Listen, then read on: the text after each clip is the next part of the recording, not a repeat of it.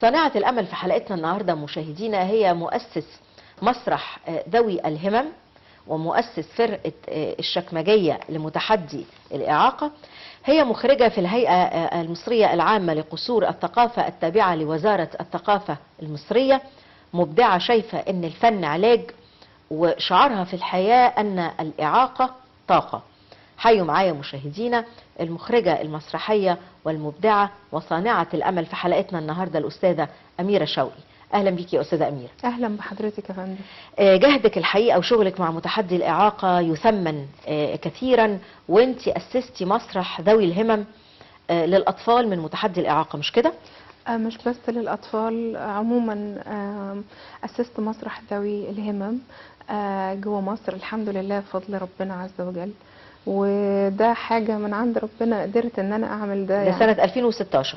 من قبل كده كمان. من سنة كام يا فندم؟ احنا بقالنا دلوقتي ما يقرب ل8 سنين بنشتغل على مسرح ذوي الهمم داخل جمهورية مصر العربية كلها، وتعاونت طبعا مع أكتر من قطاع داخل وزارة الثقافة، الهيئة العامة لأصول الثقافة وإدارة التمكين الثقافي وكذلك البيت الفني للمسرح. وشغلي قبل كده طبعا بشكل أول فرقة لذوي الهمم اللي هي فرقة الشكمجية تحت رعاية مؤسسة الشكمجية. مؤسسة الشكمجية حضرتك كمان اللي أسستيها وانبثقت عنها هذه الفرقة؟ طبعا. طب جات لك الفكرة ازاي ان انت تعملي فريق اسمه الشكمجية يبقى كله من متحدي الإعاقة؟ هو الشكمجية دي فرقة كانت بشتغل بيها من الأول من 2004، والشكمجية كنا بنشتغل بيها فن نسوي فقط. وبعدين بعد ما ربنا كرمني بابني أجمل حاجة في الحياة ياسين أوتيزم، وتملي بكون سعيدة وفخورة ان انا اقول ده لان ابنك عنده توحد.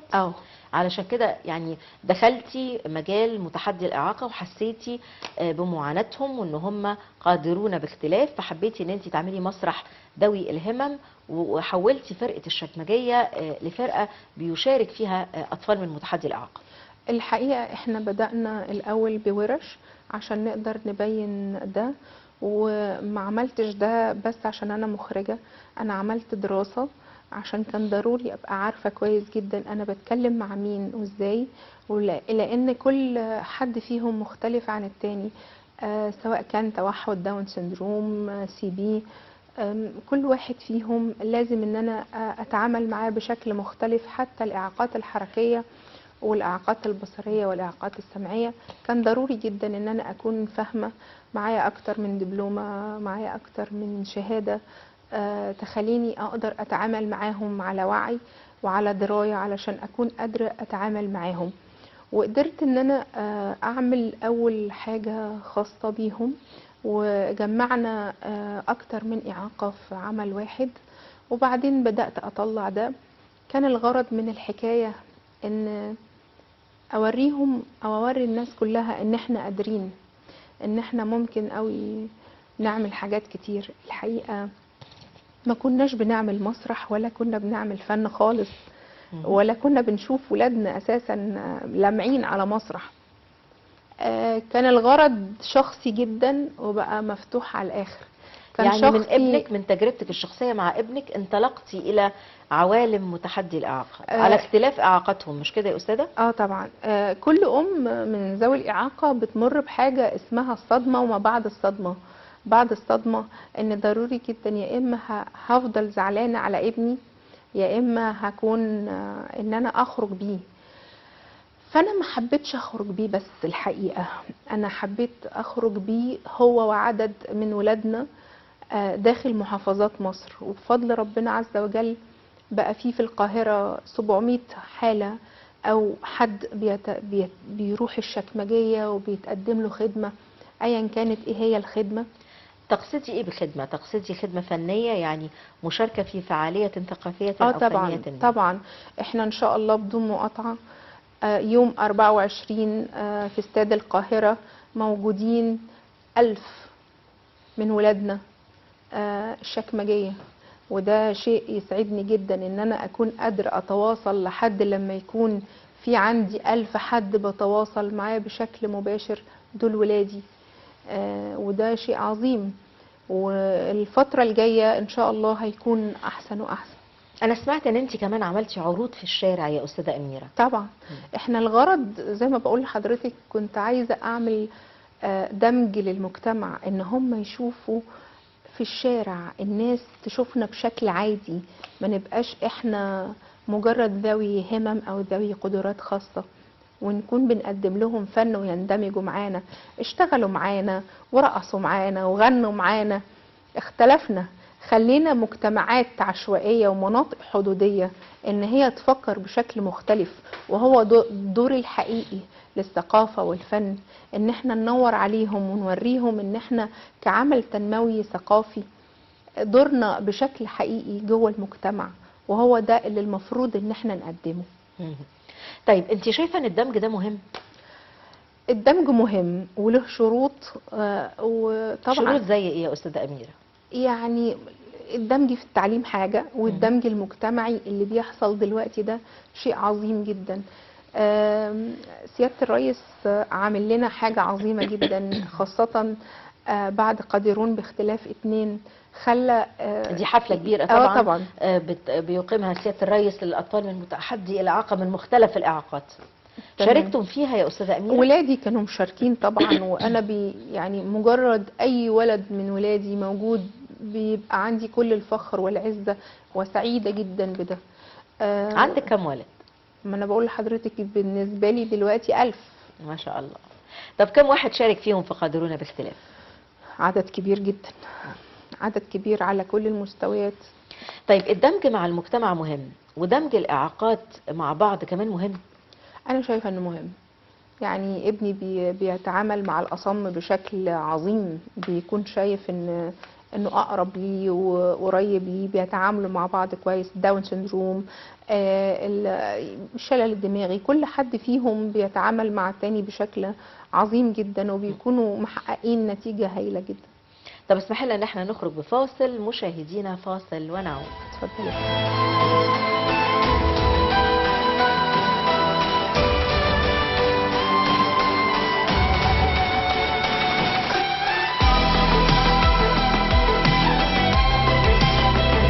في الفن حياة، جملة بسيطة لكن مش عبيطة، ومش مجرد عنوان لمشروع، مشروع لمكان أو حتى الفرقة. ده حلم ربنا يقدرنا يكمل، إن من خلاله نوصل لكل ركن في بلادي ونعلم كل ولادي. الحقيقة الأكبر لأننا محدش مركز قوي معانا ولا عارف إحنا مين، وإحنا مقصودش أبدا هنا أبناء الورشة ولا حتى فرقة الشكمجية، لا، أقصد كل ولادنا من ذوي الاحتياجات الخاصة في مصر. نفسي المشروع يكمل ويوصل لكل مكان. حلم كبير، بس مش كبير على عقول واعية وحقيقية، ولأن الله عز وجل لم يخلق قبح، وإني مؤمنة إن الله يجعل دائما من الإعاقة طاقة.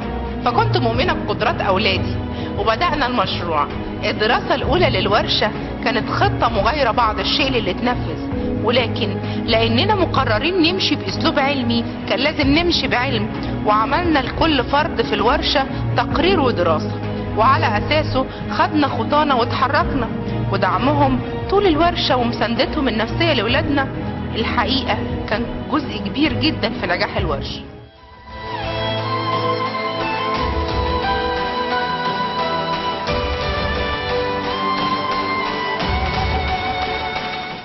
الحقيقة ضيف حلقتنا النهاردة أحد صناع الأمل داخل المنتخب زي ما قلنا، وحقق نجاحات كثيرة وبطولات في الداخل وفي الخارج، وحصل على العديد من الميداليات الذهبية اللي هي بطبيعة الحال له وللمنتخب والمصر كلها. حيوا معايا مشاهدينا بطل مصر وبطل العالم كريم رمضان. أهلا بيك يا كريم. اهلا بيك يا استاذ حسين. عندك كم سنة بقى يا كريم؟ انا عندي 19 سنه ان شاء الله، 1/3/2000 اقفل 20 سنه. ممتاز. يعني انت كده ما زلت من الناشئين؟ لا انا كده خلاص بلعب كبار. اخر بطوله ليا كانت ناشئين، كانت في شهر 7. شهر 7 اللي فات. يعني عارف انت بدأت ناشئين، بس لما دخلت المنتخب كنت برضو ناشئين ولا كنت خلاص كنت بقى؟ ناشئ داخل المنتخب. انا ناشئ. اه. كان ليا بطوله واحده بس اللي هي ناشئين، لعبتها في شهر 7. وخلاص دلوقتي بتلعب مع الكبار. وخلاص دلوقتي بلعب مع الكبار. وانا سمعت ان انت بتتفوق على الكبار كمان وبتحقق انا الحمد لله نجاحات. عامل تاني في بطولة العالم الكبار في دبي، وسافرنا 5/11 مهم. والحمد لله رجعت بميدالية فضية. دي اللي هي فزاعة الدولية، دي بطولة عالم في دبي. بطولة العالم في دبي. دي بطولة كانت امتى العالم. بتقول تاني؟ دي في 5/11 سافرناها في 5/11 2019. 2019. طيب انت قبل كده كنت شاركت في بطولة فزاع اظن مرة او مرتين؟ شاركت في فزاعة مرة واحدة في شهر 3، عملت فيها تاني وتالت مهم. في ال100 وال200. انت بقى العدو يعني. كريم بطل من ابطال مصر في العاب القوى، لكن هو مركز على العدو، مش كده يا كريم؟ تمام. رغم ان الاصابة عندك، مش هنقول الاعاقة لانها لا تعيق، الاصابة عندك في رجلك، مش كده يا كريم؟ في رجلي الشمال اه. طب وبتجري ازاي بقى؟ احكي لنا بقى. انا عالجت الاصابه من 2014 في بدايه لما شاركت في نادي بني سويف. مهم. شاركت انت اصلا من بني سويف؟ انا من بني سويف. بدات في النادي، بدات اتمرن وبدات اعالج. ما كنتش بلعب على اساس ان انا معاق، يعني بلعب اسوياء. مم. يعني بشارك برضو مع الاسوياء، بلعب في بني سويف اسوياء وبلعب مع الاسوياء، بشارك معاهم في بطولاتهم وبلعب معاهم. مهم. اول بطوله ليا كانت في نادي طلعت الحمد لله، كنت عامل فيها تاني وتالت. دي كانت اول بطوله اطلعها. بعد كده بقى الحمد لله كل سنه بعلق 2 دهب، بعلق 2 دهب كل بطوله بطلعها 2 دهب. سواء في مصر او خارج مصر؟ لا في مصر. في مصر في بطولات الجمهورية؟ في بطولات الجمهوريه اللي هي البطولات المحليه. اول بطولة جمهورية بقى كانت امتى يا كريم؟ اول بطوله جمهوريه ليا كانت 2015. وانت بدأت رياضة من امتى؟ من 2014. من 2014. يعني ما شاء الله بقى لك 5 سنوات فقط، لكن انا سامعه ان انت محقق عدد كبير جدا من الميداليات الذهب. انا معايا بتاع حوالي 27 ميداليه ذهب ما شاء الله. و2 فضه واحده برونز. دي البطولات المحليه، الميداليات 27 ميداليه ذهب. 27 ميداليه ذهب. دي البطولات المحليه داخل مصر. اما في الخارج معايا 2 برونز و2 فضه. ما شاء الله. 2 في فزاع، واحده فضه واحده برونز، واحده في بطوله العالم الناشئين مع دمج الكلاسات. ان انا لو لعبت كلاس لوحدي كنت هرجع ب2 ذهب او 3 ذهب. بس مع دمج الكلاسات مع بعضها، الكلاسات اللي اقوى مننا، رجعت الحمد لله بميداليه برونزيه. دي في بطوله العالم؟ دي في بطوله العالم الناشئين اللي هي في دبي في شهر 7. لا دي كانت في سويسرا. دي كانت في سويسرا. يعني انت خدت بطوله عالم، تاني بطوله عالم في سويسرا. اول بطوله عالم ليا في سويسرا دي كانت ناشئين. تمام. عملت فيها مركز ثالث في 400 مع دمج الكلاسات، وكانت اغلى ميداليه جبناها في البعثه كلها. يعني خدت بطوله عالم مرتين، مره في سويسرا ومره في دبي. في دبي. طيب انت الاصابه دي مولود بيها ولا كانت حادثه؟ لا دي كانت حادثه. حادثه حصلت لك امتى بقى؟ احكي لنا. دي حادثه دي من 2011 تقريبا او 2010. ايه بقى اللي حصل؟ كانت حادثه عربيه. اصابتك بايه؟ اصابتني يعني ضمور في العضلات وسقوط في الاداء. وقعدت تحاول ان انت تتعالج والى اخره؟ اتعالجت، قعدت 2 سنين اتعالج. وحتى الان يعني لم تعد كما لا كانت؟ الحمد لله تمام، ما بتعالجش من اي حاجه. الرياضه هي اللي مساعداني على كل حاجه. طب انت كنت بتلعب رياضه قبل الاصابه؟ لا ما كنتش بلعب رياضه ولا كنت بلعب اي حاجه. يعني انت فكرت انك تحترف؟ انا ما فكرتش ان انا احترف العب رياضه. ده واحد هو اللي شجعني عليها وقال لي تعالى نقدم لك في نادي ذوي احتياجات خاصه وشارك معاهم والعب معاهم وشوف الجو. شاركت في النادي بقى وعرفت الجو، بدات اتعلم واتمرن مع كذا مدرب في نادي والحمد لله يعني النادي اللي وصلني ان انا اوصل ده بني سويف. ده بني سويف. والحمد لله يعني لما دخلت المنتخب بقى بدات اتمرن مع دكتور محمد دياب، هو المدرب بتاعنا. انا وعديد من الاصدقاء. بس انت دلوقتي سعيد، حاسس ان انت نجحت، عملت انجازات؟ والله لسه الفرحه مش هتكمل الا بالاولمبياد، لما اعلق ميداليه اولمبيه.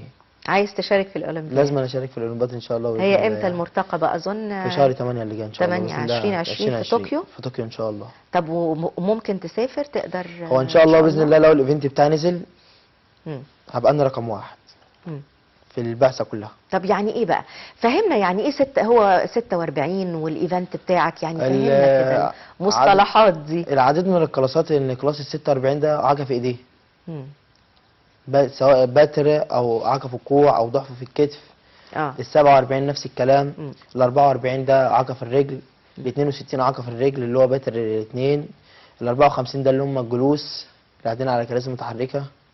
يعني عديد من القصائد. اللي تي 12 ده اللي هو البلاين، والتي 11 برضو اللي هو البلاين، اللي هو واللي هو نعم. واللي هو ال 37 وال 35 ده الشلل الدماغي، اللي هو سي بي، اعاقه ايد ورجل. وكل دول بيلعبوا رياضه؟ كل ده بيلعب رياضه.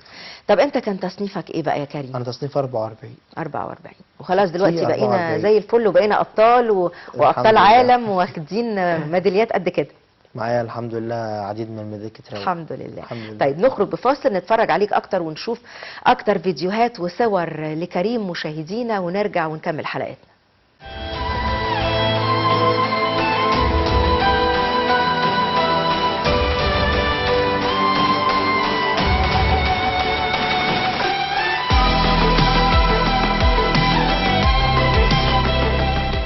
Lane 6, Karim Ramadan of Egypt.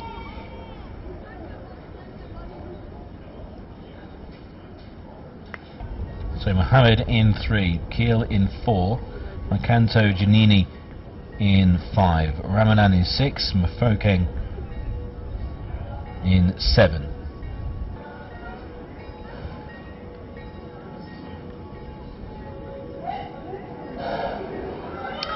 Off and away, and a quick start from Adam Keel in lane 4 of the United States, already past Marco Tangini, and down the back straight, and in front is Keel. Here comes Mohammed on the inside, and Mohammed from Egypt, lane 3, for me is just edging this race from the Ramadan of also Egypt in the blue shirt out in lane 6 as they come around the final bend into the home straight. It's the red shirt in lane 3, Khalid Mohammed, just by a metre or so from his teammate in lane 6, Karim Ramadan. The race is on between these two.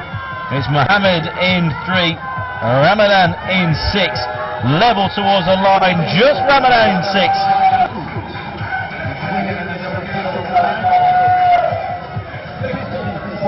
54.61 for the T44 athletes. A tremendous run by Karim Ramadan.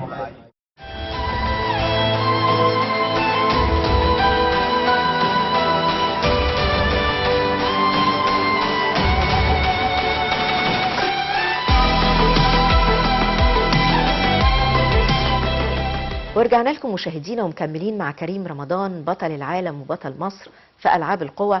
وطبعا ألعاب القوى كريم يعني متعددة.